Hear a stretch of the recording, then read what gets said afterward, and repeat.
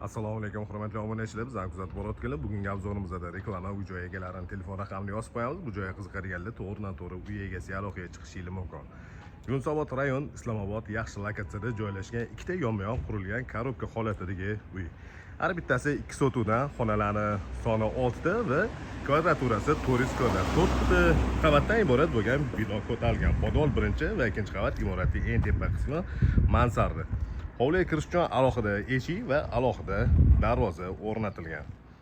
Ko'cha tarafdan shunaqa chiroyli fasad ko'rinishiga ega. Iloji boricha to'liqroq ma'lumot berib o'tishga harakat qilaman.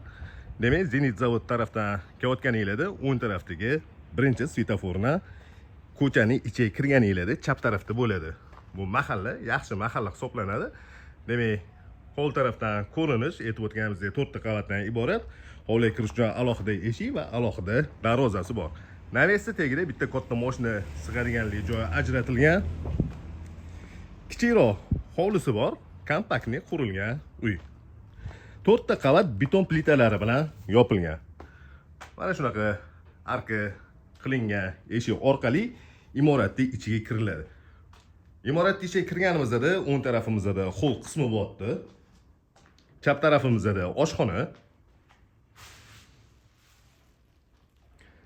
To'g'rida birinchi qavat uchun umumiy sanuzel, chap tarafimizda zal bo'pti va o'ng tarafda mehmonlar uchun ajratilgan yotoqxona. Zalning razmeri uzunasiga 6 metr va eniga 4 metrni tashkil qiladi. Qo'shni devordan 2 metr tashlab imorat ko'tarilgan. Bu joyda zalga yorug'lik tushib turadigan joy. Patologlarning balandligi 3,5 metr. Imoratga kirganimizda chap tarafdagi birinchi xona oshxona uchun ajratilgan. Mana shunaqa ko'rinishdagi oshxona. To'g'rida birinchi qavat uchun umumiy sanuzel va uni oldida mehmonlar uchun ajratilgan yotoqxona. Bu yotoqxonaning razmeri uzunasiga va eniga 4 metrdan. Demak, birinchi qavatda oshxona, hol, zal, mehmonlar uchun ajratilgan yotoqxona va bitta sanuzel bo'ldi. Zinalarning razmeri uzunasiga 1 metr 20 santimetr, balandligi 15 va stupenkasi 30. G'ishlar sement rastvoriga terilgan. Mana yaqinlashtirib ko'rsatdim. 100% pishgan g'ish ishlatilgan hamma joyiga. Ikkinchi qavatga ko'tarilganimizda yana bitta hol qismi bor. O'ng tarafda bolalar uchun ajratilgan yotoqxona joylashgan. Bu xonaning razmeri uzunasiga 4 metr va eniga yana 4 metr.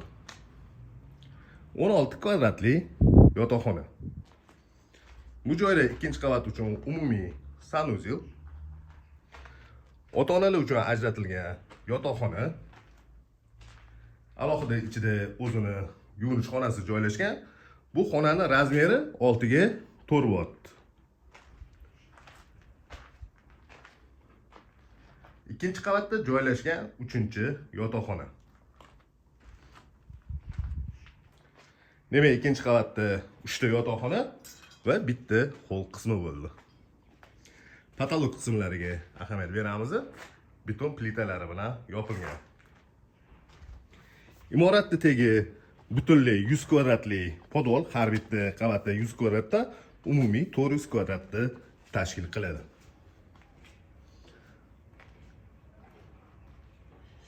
Imoratning eng tepa qismi mansardaga ko'tarilyapmiz. Bu joyda yaxlit katta bitta xona. Patologga balandligi taxminan 3 metr.